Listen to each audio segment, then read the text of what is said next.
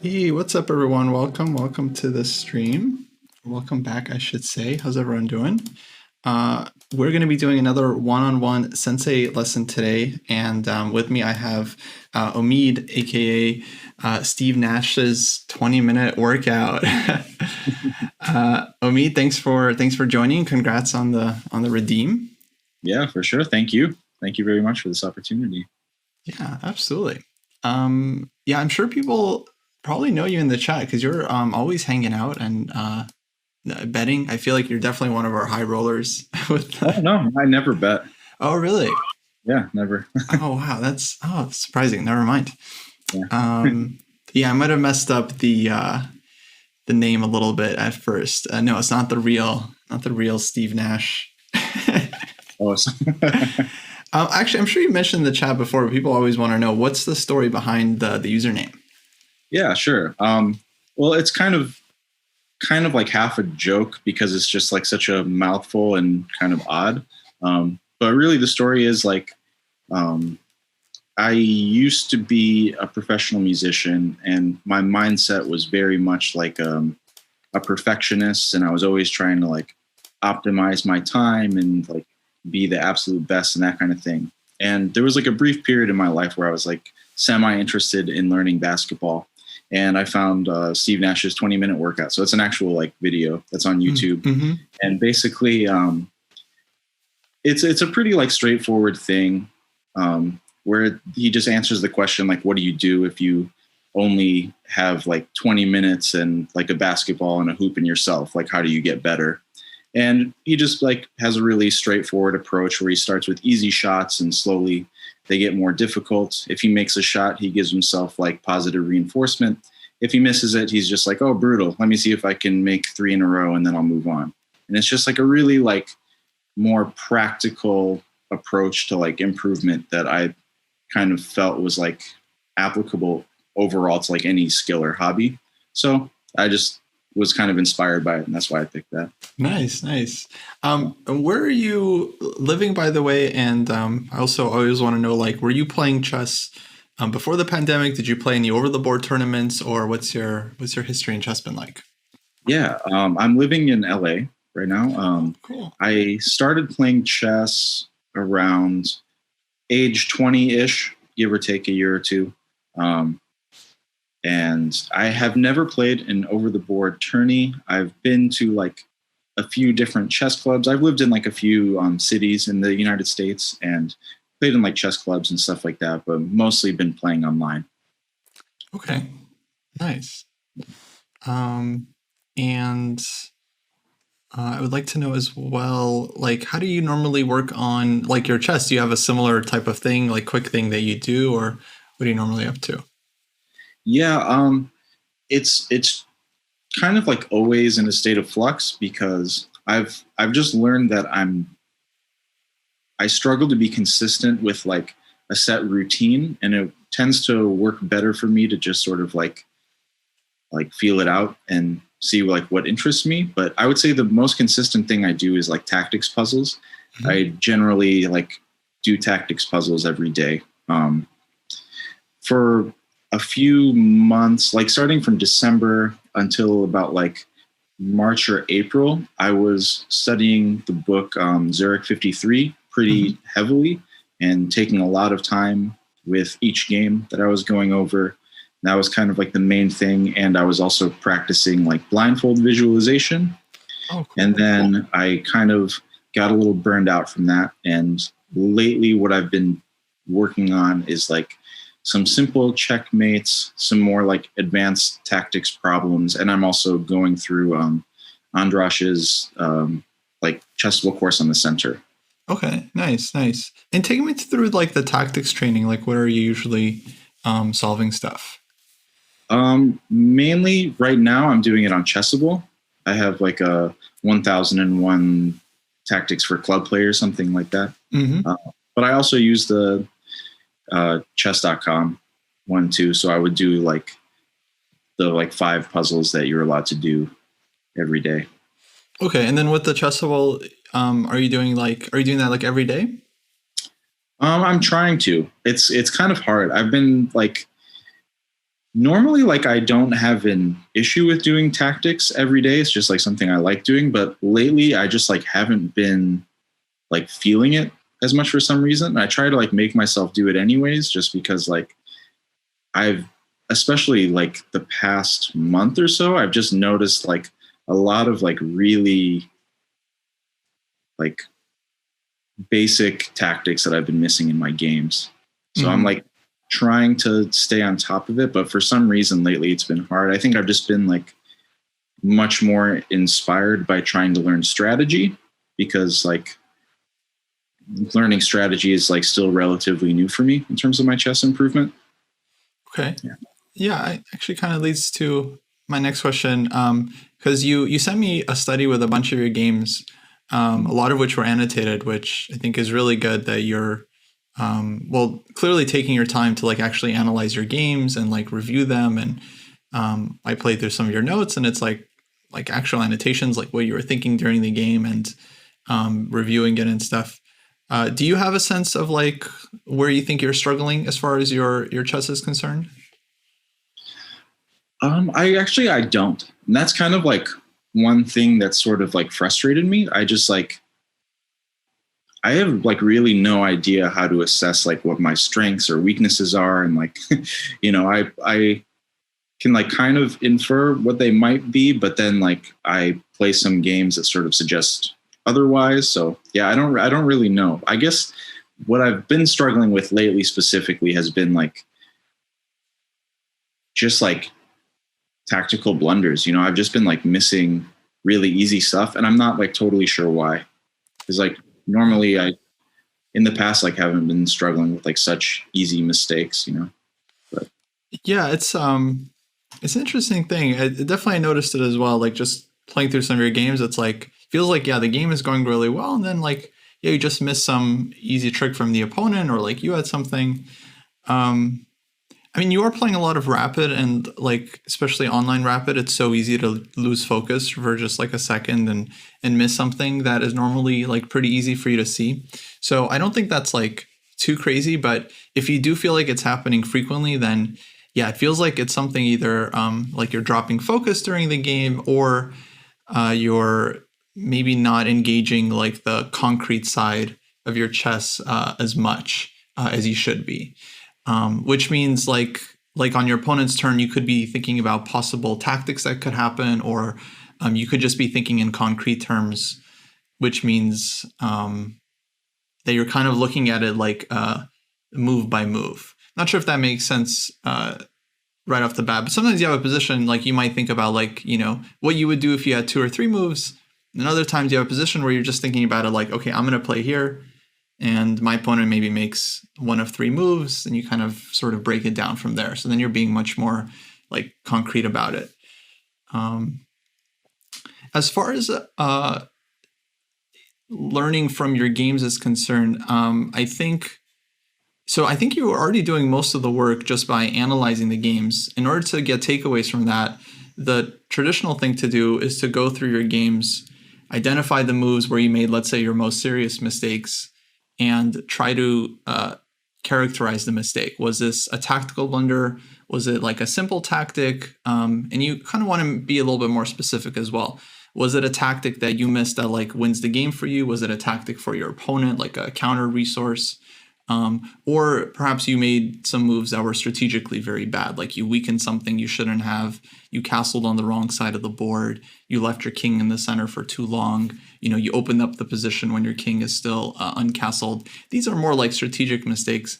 And just by going through your games and just trying to take stock, like, okay, in this game I made like 2 tactical mistakes and then like an endgame mistake, and just kind of going through it, you start to see patterns. You might notice, for example, we've been mentioning like you're missing a lot of simple tactics. You might notice like you're messing up a lot of games in the end game. That's probably pretty true for me.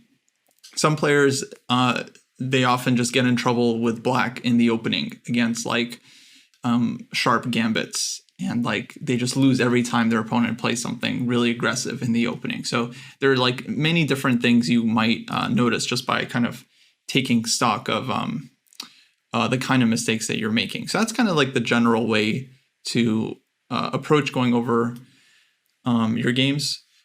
So yeah, when I looked at your games, again, just briefly, just to get a sense of like maybe some of your strengths and weaknesses, my feeling was that in general, like all your moves made sense. Like you're just following like a very consistent plan. So the fact you mentioned you were like studying Zurich 1953, like not too surprising. Yeah, that kind of like makes sense. And I actually wanted to ask a little bit about your opening repertoire because I noticed you're playing like E4 and D4. Do you have any thoughts on that, or are you just playing everything? Yeah, so I have been playing D4 for most of the time that I've been playing chess, like, or at least like getting into it more seriously. And again, there were like a lot of changes that happened like around like December, January. But one of the things was I was just feeling like it's just a shame that like I'm not going to get like experience in like a diverse array of chess positions. I was just like realizing like, gosh, like I've never played E4. Like I could probably learn a lot from doing that. So I'm just jumping into the water. Really, I haven't like really studied much theory. I'm just kind of trying it as I go, but I just want to learn. I see. I think that's good actually. Like in general, it's very difficult to play new positions for like a D4 player to play E4 and then like vice versa. So that's another thing is that whenever you're like playing a new opening or like completely new set of openings in this case, they're definitely always going to be like kind of a learning curve to it, especially I would say it feels harder to go from D4 to E4 because you're going into like much more open positions and there's going to be a lot more like tactics and little tricks in the opening that like you're not aware of.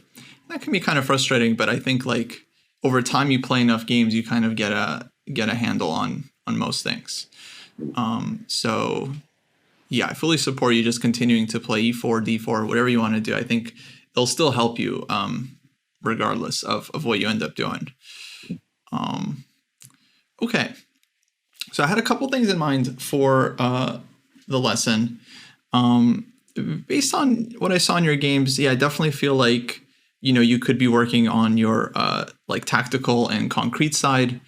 I have some exercises that I hope will be kind of instructive. They're not going to be, none of them going to be too difficult or ask you to calculate too deep. More just about kind of finding different candidate moves and like choosing between them, I guess. Okay. But there will be kind of like clear solution in each position. So let me go ahead. I'll get the first one, put it up on the board.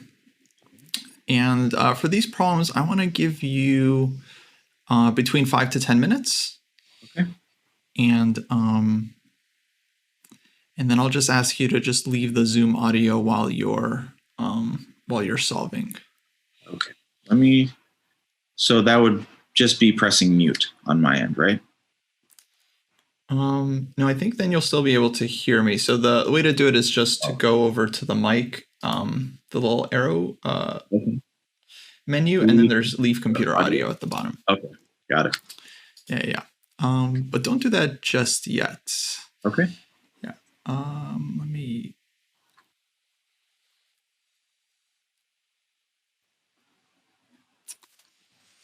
It's hard to figure out which one to. Oh, let's start with this one. Okay.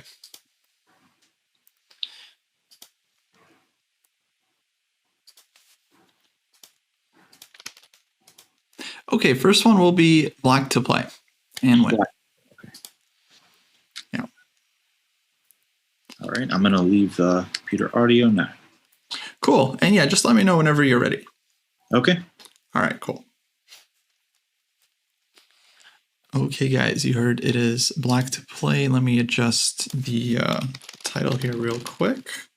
Now, this isn't like too difficult of a tactic, but it's just going to be a good warm-up to make sure we're visualizing and calculating accurately. Get us rolling.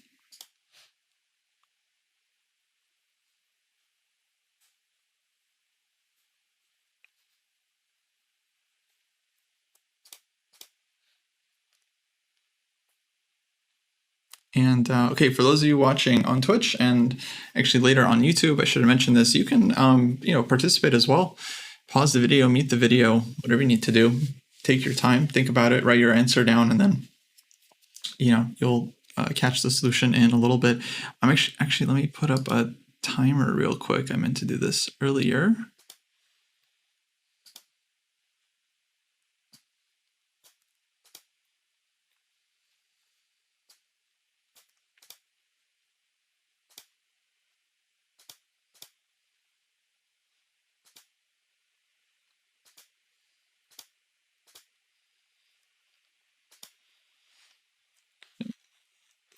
Actually, it's not really, I don't really have a lot of room for a timer. Sorry guys, no timer. But I'll keep a timer going on my end. So I know approximately. But if you're watching on YouTube, guys, there'll probably be timestamps in the description. Okay, so check the description for timestamps for each exercise. If you want to move to the next one, you can then go back and go over the solution. Okay, so what's chat thinking? Knight f3, knight g4.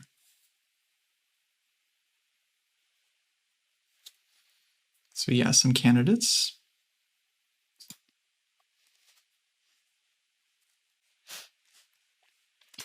Yeah, this is going to be training our tactics here, cannibal bishop. But I mean, in general, like, if you have this position in your game, I would hope that you are looking for tactics, because you have queen and bishop on the diagonal, rook lined up against white's queen, a lot of checks in the position. If you do not need a hint from an official source that black might have a tactic here, your brain should tell you that, like, intuitively there might be some tricks.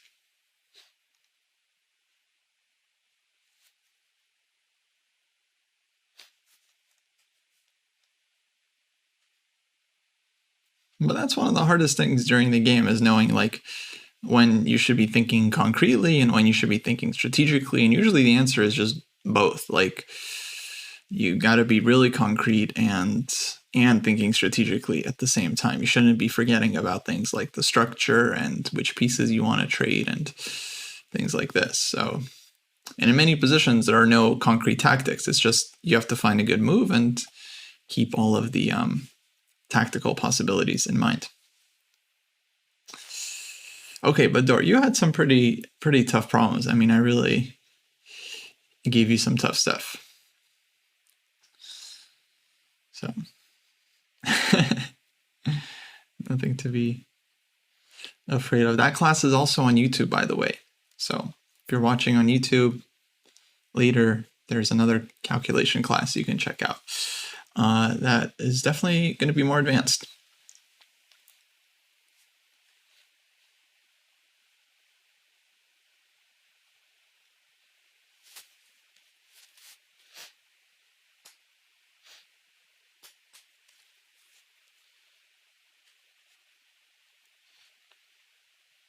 Yeah, Josh, if you just take the pawn, I mean, it might be a decent move, but such a sharp position, so many tactics possible. Definitely feels like a disservice to our pieces to only play knight takes c4 here.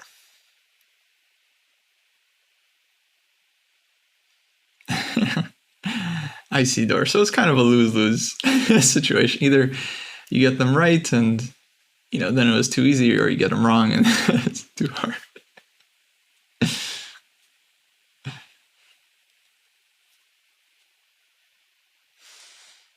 Cool, Soroka, cool.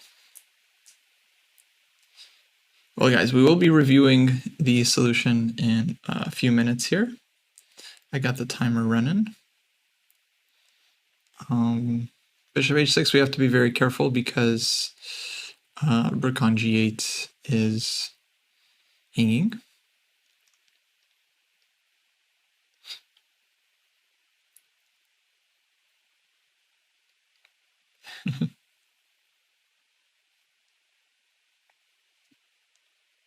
No clickbait. People wanted to see a lesson with Stevenashs 20-minute workout for a while.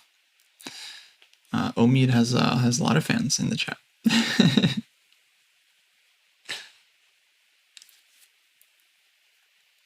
And we'll see how he does here. It's always a little bit harder to do this on stream, I imagine, because like you're a little bit nervous and it's like everyone's kind of watching you, but hopefully it's not too bad.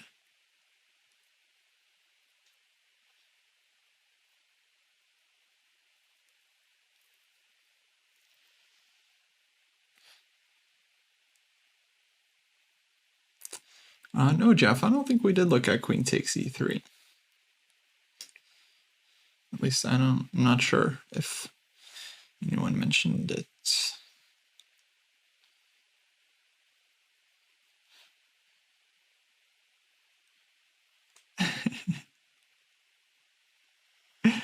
No worries, Mr. Kilo. No worries. We knew what we were doing. Okay. It's a running joke. Okay, ready? Yeah, I think I got it. Okay, cool. What do you think? So I'm thinking that knight g4 check is, yeah. And at first I was kind of like having trouble finding the continuation after like rook takes knight. But I actually think that if white takes the knight with anything, we can just follow up with bishop e5 check, followed by taking the queen with the rook. And after bishop e5 check, actually, hold on. I do have to think about this for a second. Yeah, sure. There was just like one line that I might have to look at. But like, okay, so let's say like knight g4 check, rook takes g4, then bishop e5 check. White will have to block the check, and then we can take the queen. And I don't think they can counterattack our queen in any meaningful way. And I think the same is true with either like bishop takes knight or queen takes knight. But just for another line too, after the rook g4 or rook takes knight on g4 is bishop e5 check, king g1. But then I think we have queen h1 mate. But now I'm looking at knight g4 check, pawn takes. Oh, okay, wait, no, never mind. Same tactic applies. I kind of like get these positions like jumbled up. Like in some lines, I'm like still seeing like a rook on g4 for some reason. But yeah, I think rook g4 check looks winning. Okay, good. Yeah, knight g4 definitely is right. And yeah, I hear you on in terms of getting the lines mixed up. I definitely get the feeling that a lot of players do this, especially in positions where the options just kind of branch out super fast. Like you make one move, of course, you had other moves in the position, and now white has like 4 recaptures and 4 captures. And yeah, now you have to kind of make sure everything is working. Do you find yourself kind of bouncing between the variations? Like let's say you're calculating rook takes g4, bishop e5 check, then you're trying to find a move there for white, and then you're like thinking, wait, what about bishop takes g4?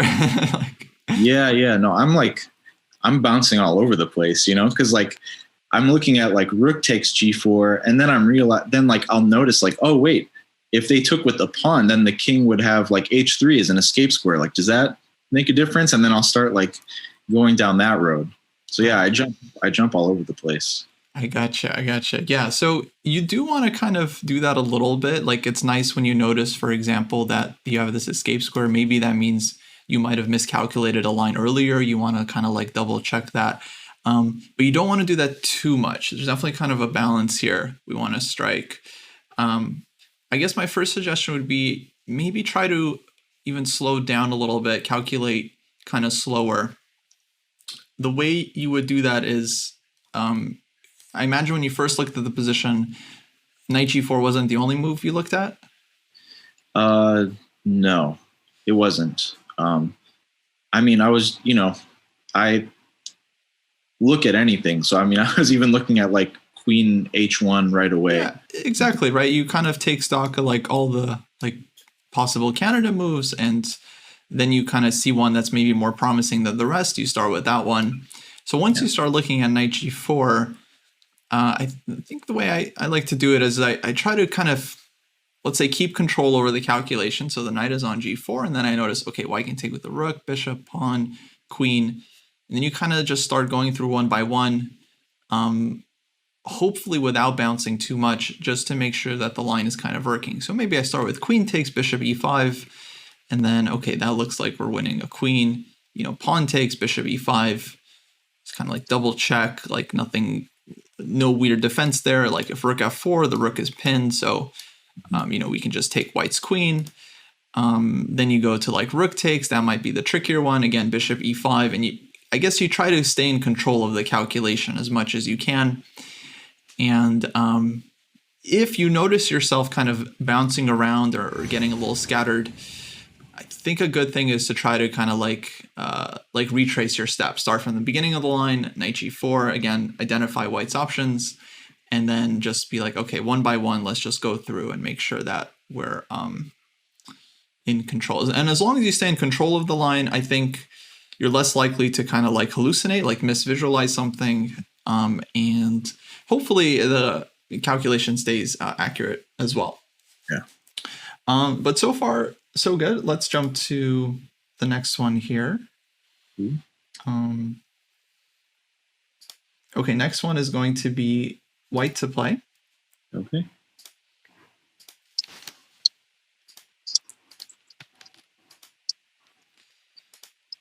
And yeah, whenever you're ready, feel free to leave the audio, and I'll see you in a bit. Okay. White to play, right? Yeah. All right. Leaving the audio now. All right, cool. Let me reset the timer here, 10 minutes. And yeah, so you pretty much solved that one. That was expected. I think that wasn't the hardest problem. Oh, by the way, people are asking, Omid is about 1680 or so chess.com rapid rating. So maybe a little bit higher on Lichess. And I'm not sure if he has a US rating or not.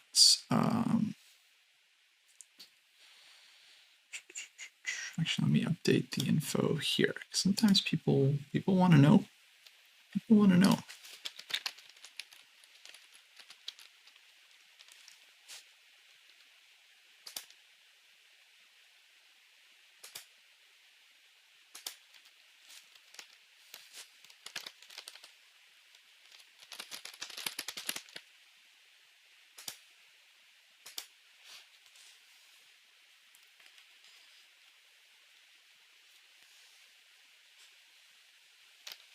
Oh, what was the problem on the last one with knight f3 check and then bishop e5? I think the issue was king h1, and black was not winning as much material there.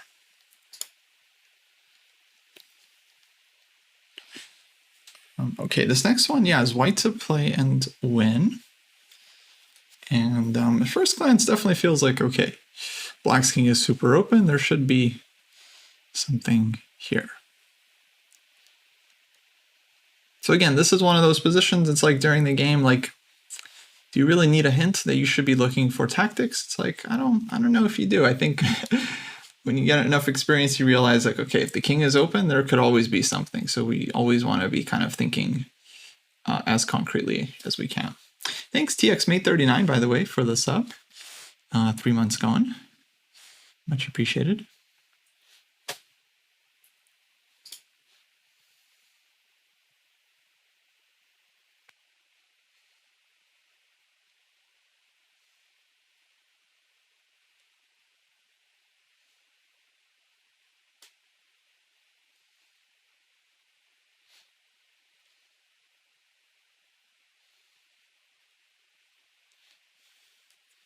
So pancake gremlin, bishop f3 to get a rook lift in. So the idea is black takes, and then you go rook d4. Issue there might be black's queen has some checks, like queen c2 check, and then g2 is a problem. That's kind of the issue there. Yeah, I'm pretty sure I've shown this one on stream, maybe multiple times. I just think it's such a good problem. I just keep I keep using it. I think it's so good. I think this is like one of the best problems ever, actually. Honestly, one of the best problems ever. I don't know why, I just think it is.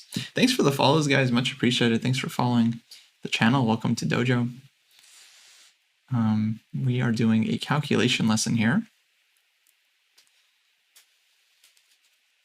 Rook d8, definitely another candidate move.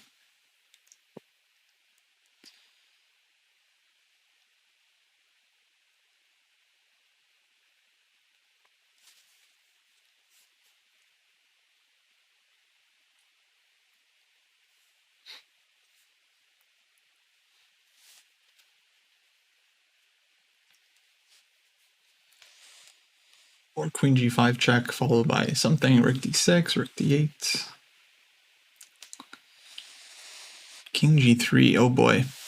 Paulson with the short attack, king guak. That's very creative, but this is a different position, and I don't think the white king is going to get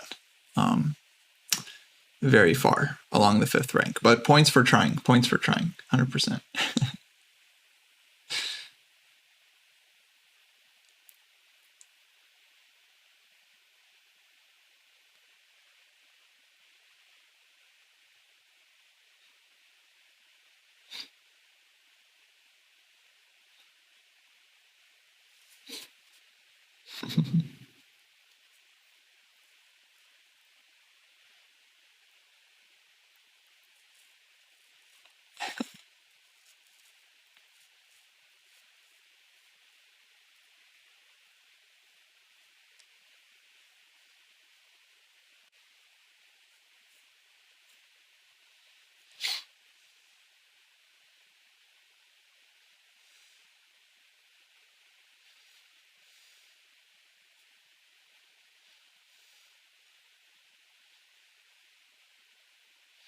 H4 is certainly another move, but guys, like this is a calculation problem.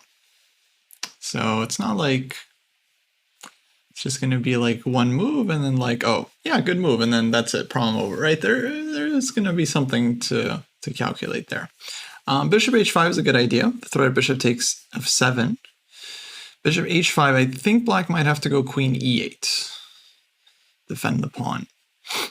And try to prepare like queen e6 somewhere. Which would also be a possible response.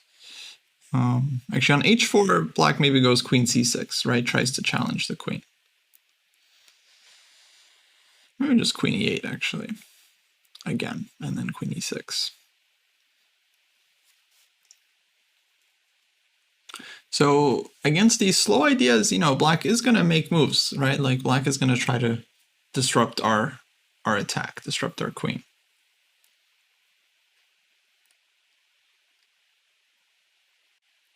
So h4, let's say, yeah, queen c6, rook d6. Not so clear what black is doing there, so maybe h4, queen e8.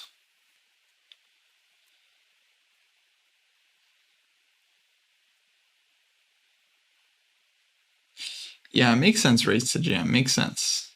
Yeah, no, I really like this problem. I'm sure I've used it many times. But that's fine.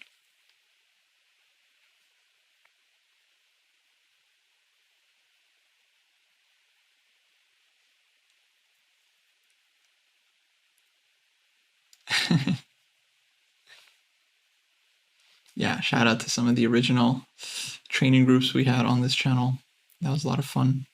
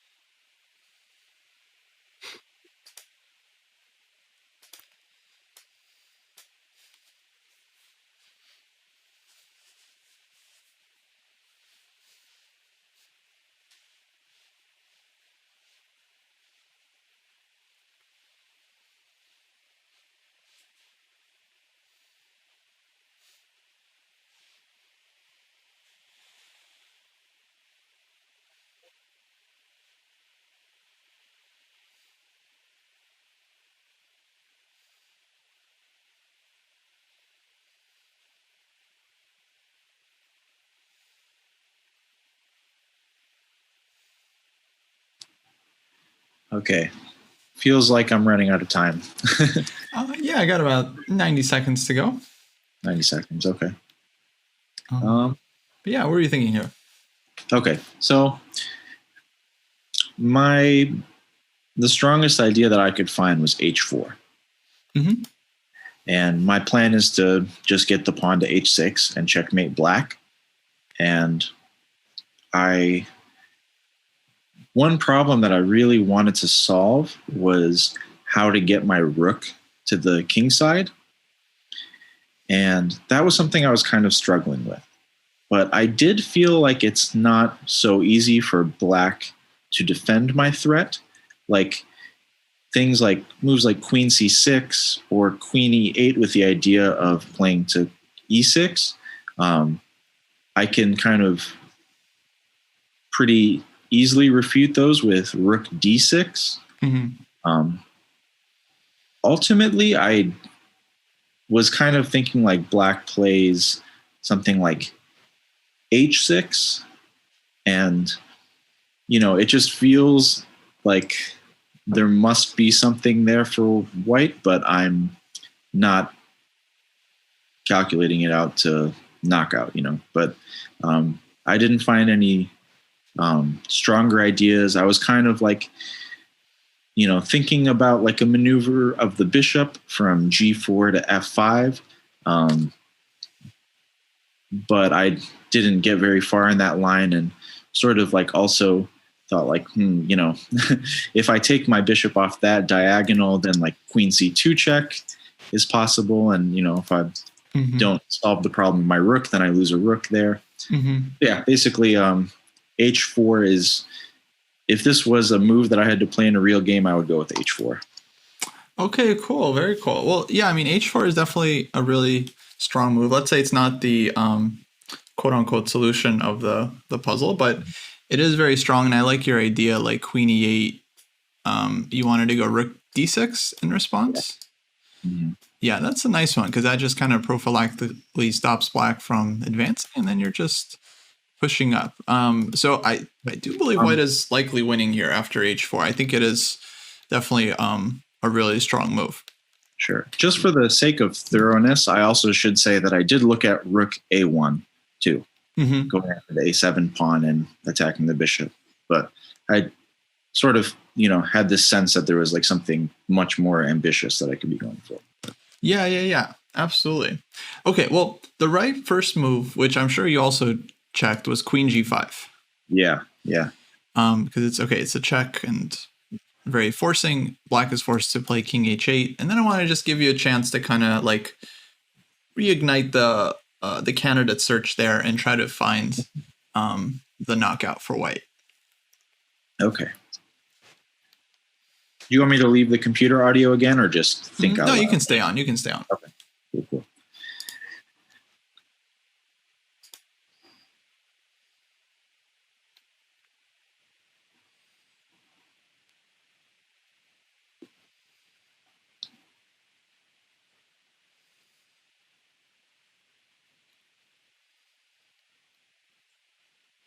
So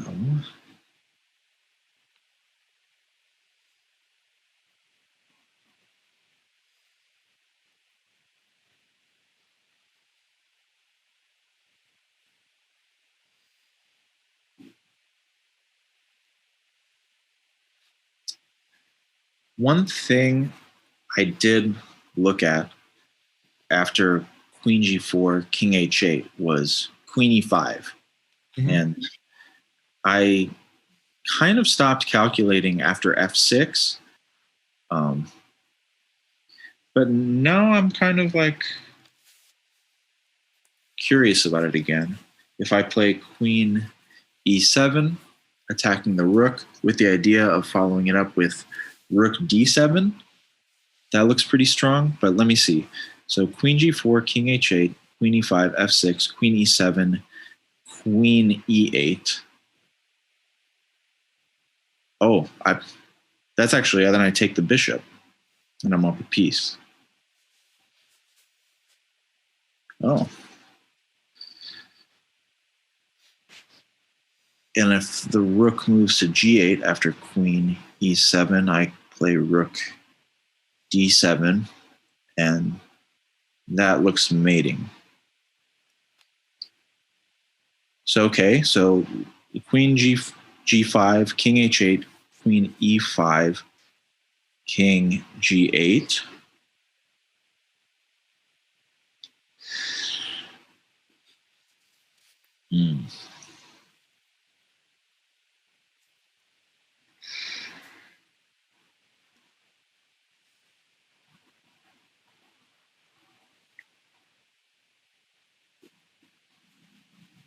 It's there.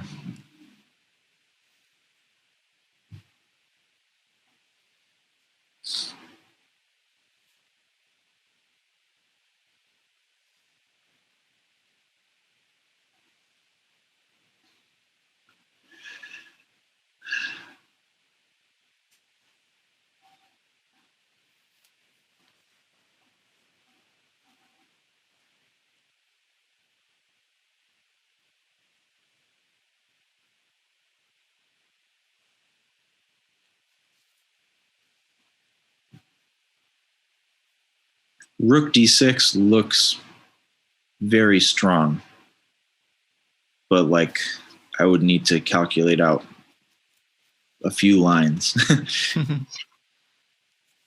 Yeah, you're super close. So you found kind of the right idea here. So like queen e5 check, f6, queen e7, and then you just have this like nasty double attack. But actually, you can just do this one right away so that you don't have to bother with queen e5 check, king g8, because then when the king is on g8, of course, black is again defending the rook, right? So it's like you lose this thing. So here actually, like, yeah, you found the right idea, but then just needed to kind of like switch back, right? And notice it in this position, which is a difficult thing to do. That's kind of why we're training it here. I'd like to kind of think of this as like mental agility, because it's like, okay, it's really easy to discard this because you give a check, king h8, and then it doesn't feel like it just feels like we need the rook to give the check. That's what it feels like. So we don't really take this one super seriously. And that means that we don't fully visualize putting the king on h8. But yeah, once you kind of know there's something in the position, then it's like becomes much easier to find. It's just you have to kind of like, I guess, push yourself a little bit in that regard in terms of seeing the tactic all the way through. It's so simple now.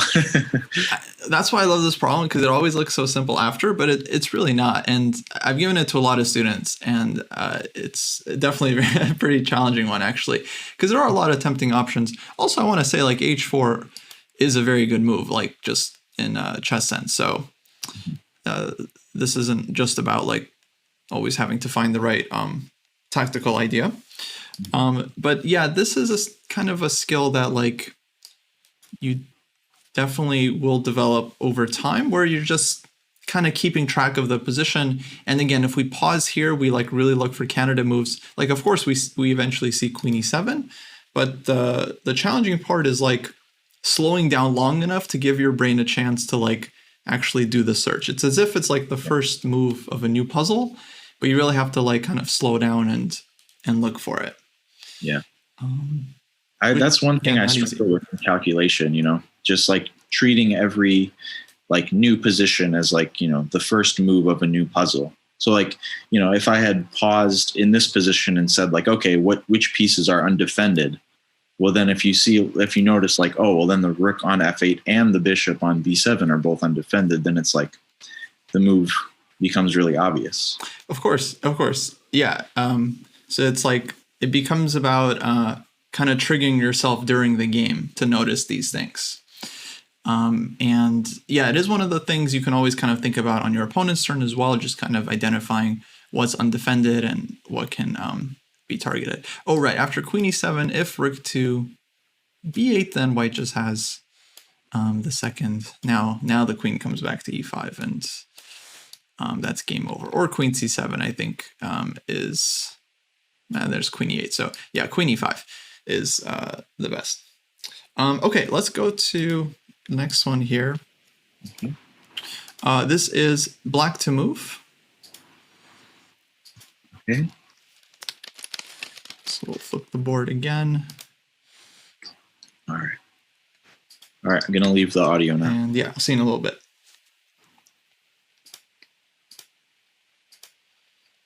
Okay.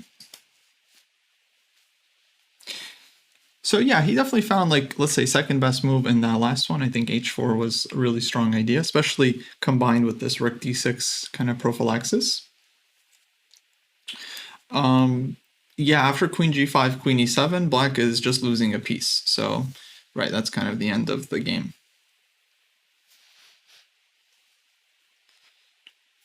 And the last one. Flashspieler, exactly right. Yeah, it's like when we're calculating, as soon as we start calculating one move, all of a sudden all of our regular calculation goes out the window, and then we typically tend to tunnel vision. But in general, it's important to be looking for candidate moves on every turn.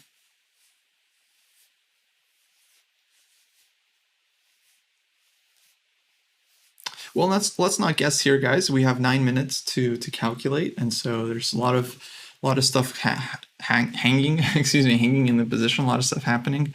So let's. This is not about like just guessing the right move. This is about calculating, trying to understand what's going on.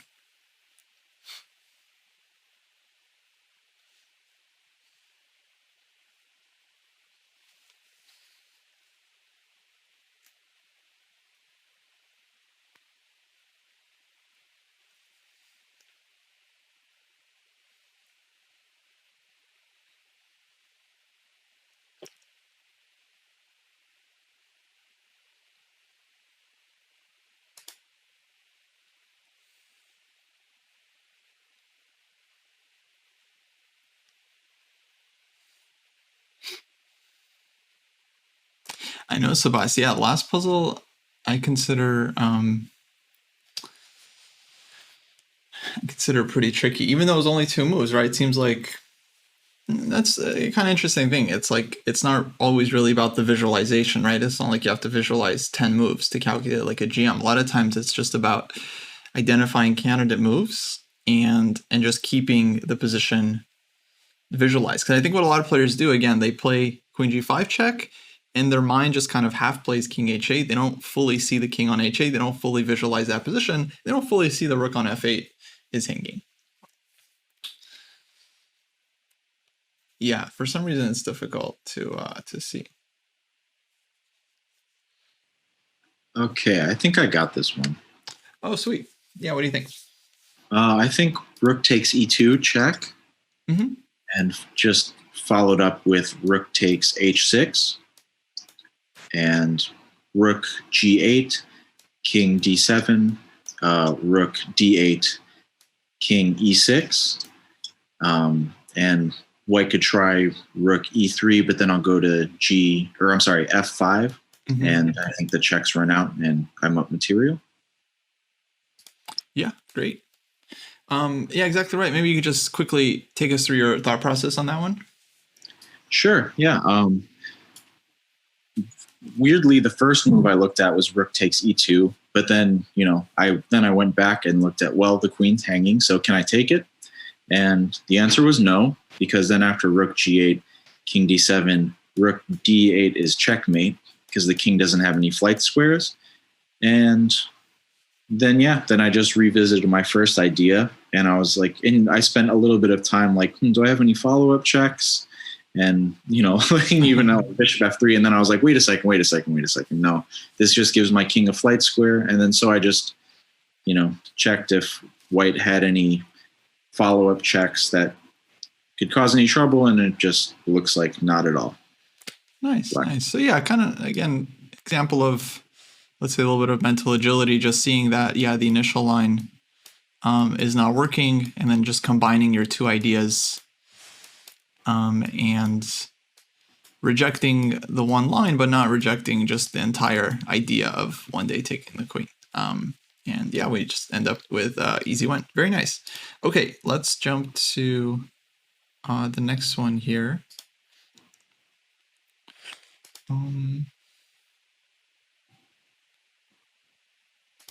Yeah.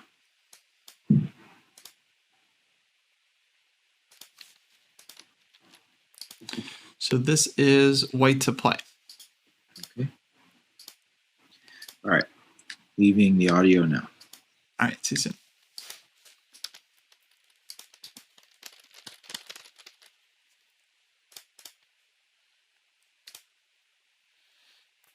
Okay, yeah, Omid crushed it on that one. I think he'll probably get this one too. Yeah, I would say that one was not like too hard, but I think it's very easy to miss, and so I'm glad I threw it in there.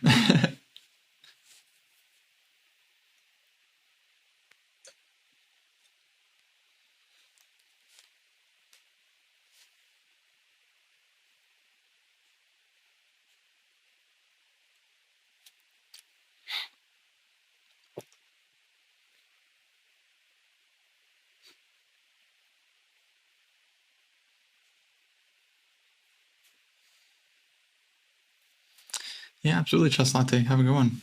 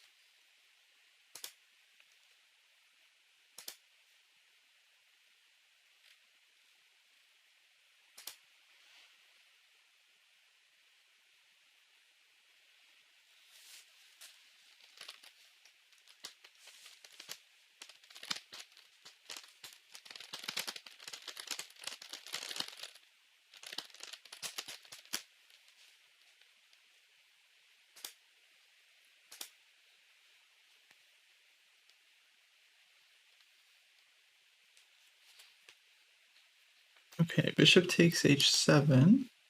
Yeah, queen on h4 is hanging. We gotta be careful. Gotta be real careful.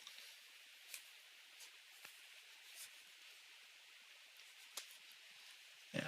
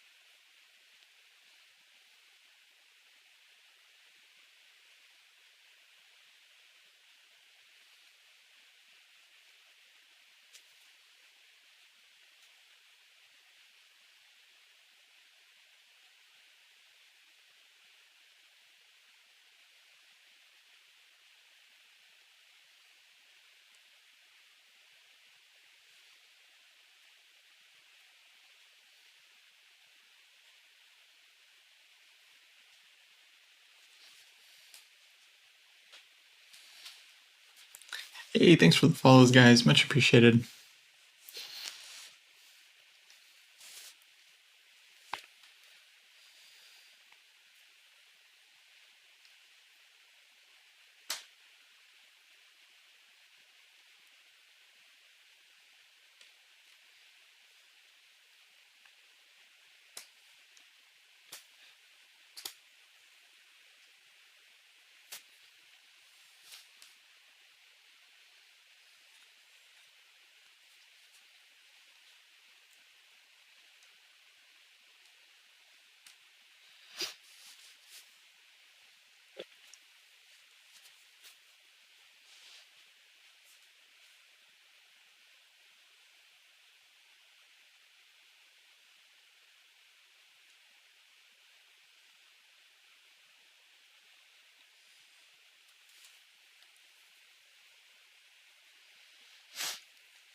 Yep, exactly right. Birthmarks back.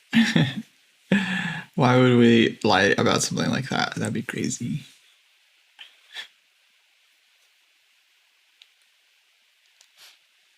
Okay, Lionel Carter suggests takes bishop e6. And then black can play bishop takes e6.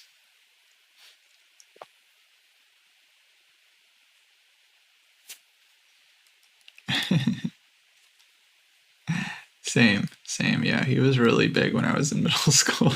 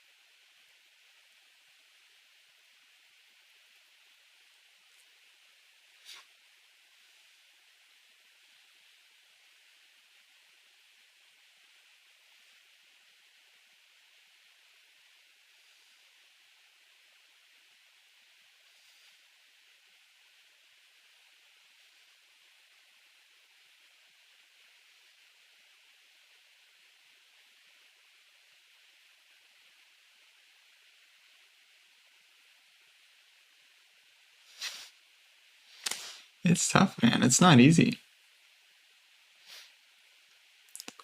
Chess is a tough game. Everyone is always trying to take your pieces.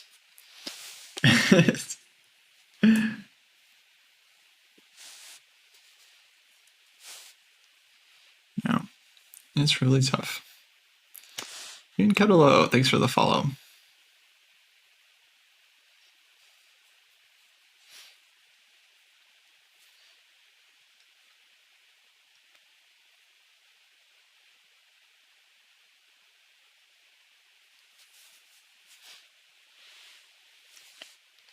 Okay, let's see where we at with the timer.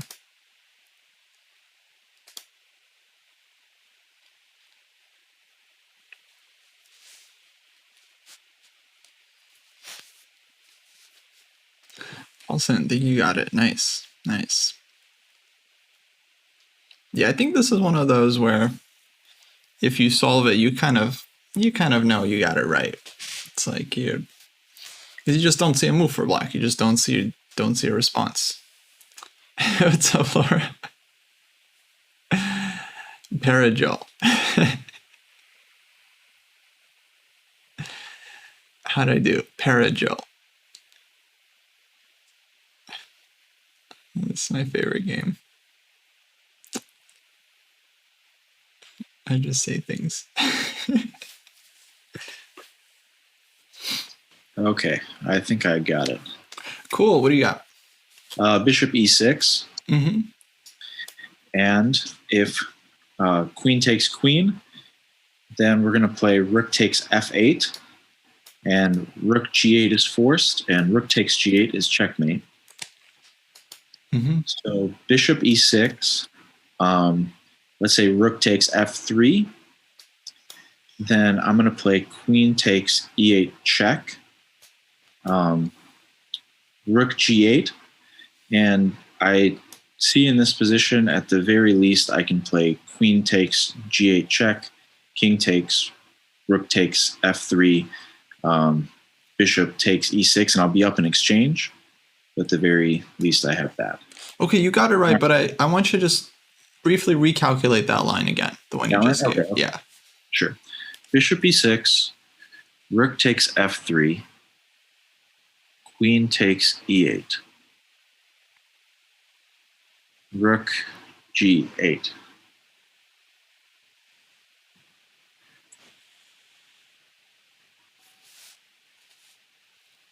Oh, yeah. Queen takes g8, checkmate. Yeah, you got it. Bishop's on e6. And yeah, you're done. Yeah, bishop e6, nice find. Were you considering other moves first? How did you eventually land on this one? Yeah, I mean, It's I think I considered it kind of early on, but there's something went wrong in my calculation early on, and I started looking at some other stuff. I think there were like positions where I was seeing like a rook takes g8, and I thought it like wasn't mate. Like I was for some reason seeing like the king having an escape square or something like that. I saw it early, and then unfortunately like miscalculated something. So then I was looking at like bishop takes h7 and queen takes d8, and just like sort of every generic capture. Bishop takes h7, queen takes queen, rook takes rook, and then king takes h7. There's nothing there. Mm-hmm. So it was just sort of like a few minutes of me just being like puzzled, and then I revisited bishop takes e6, and then I was like, wait a minute, why did I discard this? It works. Cool. Good. Well, that's not too far off from how it often is. It's like, yeah, you sometimes have to just revisit a line, and then it kind of clears up, and then you stumble on the solution that way. Totally, very common thing that can happen. So nice job. I want to give you one more if you have time. Yeah. Sweet. All right, let's do it. Okay, we'll finish with this one. This is again going to be white to play. Okay. And yeah, whenever you're ready. All right, leaving the audio now. Cool. Okay, yeah, nice job everyone that found bishop e6 there. Definitely not the easiest move there to find. Yeah, actually, I don't think we looked at all the lines. Black could have tried like rook g1 check, but okay, then white just takes, so it's pretty easy. And yeah, this next one is again white to play and win. This is really a classic. This is definitely a classic of the genre of these kinds of puzzles, I think. Really good one for calculation. And yeah, I would suggest to you guys, if you don't want the chat to spoil it, you can watch it in full screen mode, or of course pause the video.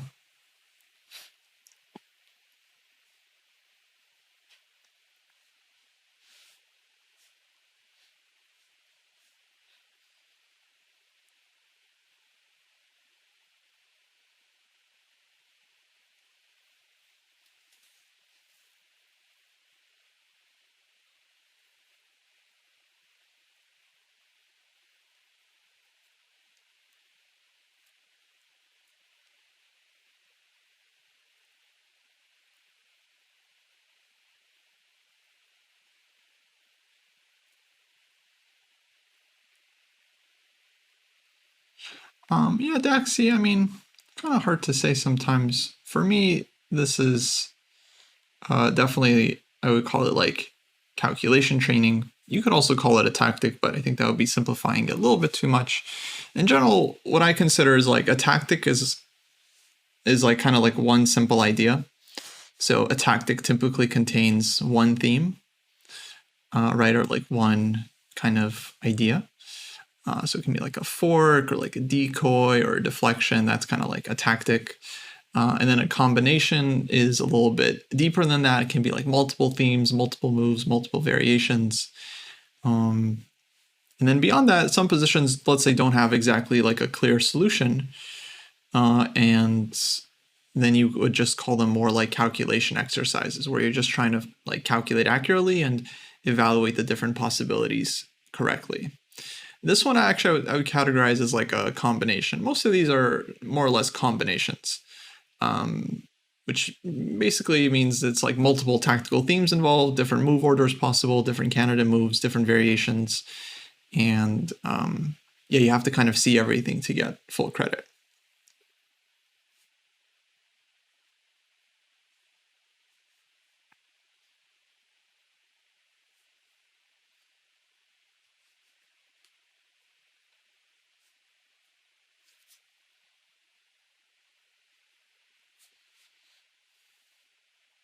Yeah, 98 check, definitely a big move here.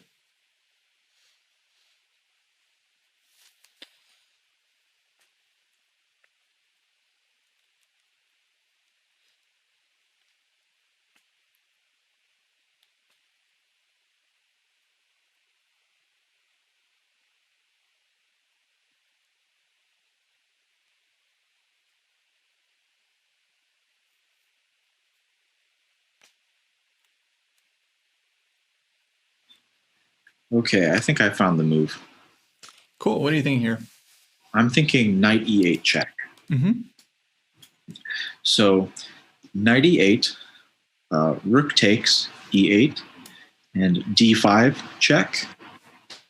If queen f6, queen takes f6 check, king takes f6, rook takes e8, and let's say bishop takes d5 or something, but we're up in exchange and equal number of pawns.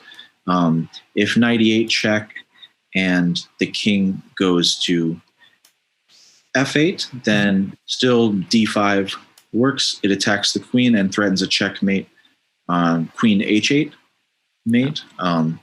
So that wins the queen. And if knight e8, king either to h7 or g8, we still have d5 and we're threatening mate on g7. Cool. Yeah, I think you got it. I don't think there's anything else Black can do. I think that's, yeah. I think, well, of course, the key line here is just to correctly calculate this one to the end. You get the rook, and yeah, should be winning endgame or very close to it. I mean, compared to the beginning position, of course, we would always take this. Very nice. Yeah, here it's important move order. Did you start with looking at d5? I did look at d5 and I saw just queen takes f6, and then I switched to knight h5. Then I was looking at that, but then that doesn't work because g takes h5 and then d5, queen f6 still, and there's just nothing there. Right. Very cool. So yeah, eventually you land on knight e8, rook e8, d5, and yeah, I mean, you did great. It's not the easiest thing to like kind of remember that this rook is going to be hanging, and it's very easy to just kind of mix up the lines. But no, you absolutely nailed it. So yeah, nice job. I think we'll finish it up there. But yeah, basically, if I give you a word or two of suggestion, actually, I would say maybe now is the time for you to kind of start working on problems where you have to like write down your solutions and like write down what you calculated and then different variations. So definitely solving like, I want to say past, like definitely we're way past like simple tactics. We want to be looking at like combinations and like kind of difficult calculation exercises. So I would definitely suggest spending some time, especially working like over the board if the plan is to maybe play like some over the board tournaments eventually. Calculating over the board like 15 minutes, 20 minutes per problem, and then like writing down your variations just to kind of keep track of where you're calculating and like a clear evaluation at the end of each line. You think white is winning here, you think it's unclear, you think it's equal, etc. And then just checking that against the solution and just slowly trying to work on your like your visualization and your calculation from there. Yeah. So there's lots of good books and courses on Chessable. I mean, you can do this with a Chessable course, just taking the position and like setting it up. But I feel like that would be the thing I would mainly suggest for kind of developing this kind of like some of these calculation like skills and techniques, like switching the move order and kind of like checking for your opponent's resources. These definitely like develop over time. And it's more than just about, let's say, solving the tactics in like the online trainers, which can sometimes just be a little bland, basically, or a little bit dry, not as many variations. And of course, they only test you on like one line. So you're not really being tested on seeing multiple variations. But that's what I think will mainly help you during your games when you have, let's say, a sharp situation and you're trying to kind of orient yourself in terms of what to calculate. Then one thing we should quickly talk about is like, we mentioned how you might be missing like simple tactics in your games from time to time, tactics that are way easier than anything we looked at today. I would say try to, let's say, be mindful of number one, your focus during the game, but also whether you're thinking in concrete terms. meaning like always looking for little tricks and possibilities. Keeping track of like pinned pieces is a big one. Just making sure that you're always aware, like, oh, this piece is pinned. So, if my opponent puts something on this square, I can just take it, right? Because that won't be defended. Kind of like keeping track of little like tactical details and elements like this, I think can help you in the meantime in the online play. But keep doing what you're doing. Keep playing games, rapid games, classical games, analyzing them, going over them, like what you calculated, what you missed, what your opponent missed. I think that's generally just going to be great for your chess. And I think some, hard calculation work, and yeah, you're good to go. Cool. Yeah, thank you very much. That was really helpful and great practical advice. I'll definitely I'd never thought to take like a tactics puzzle from a Chessable course and put it over the board, but actually I think that's a great idea. I'm going to start doing that. Thank you. Yeah, absolutely. Well, thanks for joining me. This was a lot of fun. I hope people enjoyed it. I'm going to be wrapping up the stream here in just a sec, guys. All right. Thanks again, Omid, for joining me. Thank Have you. a good one, everyone. See you later.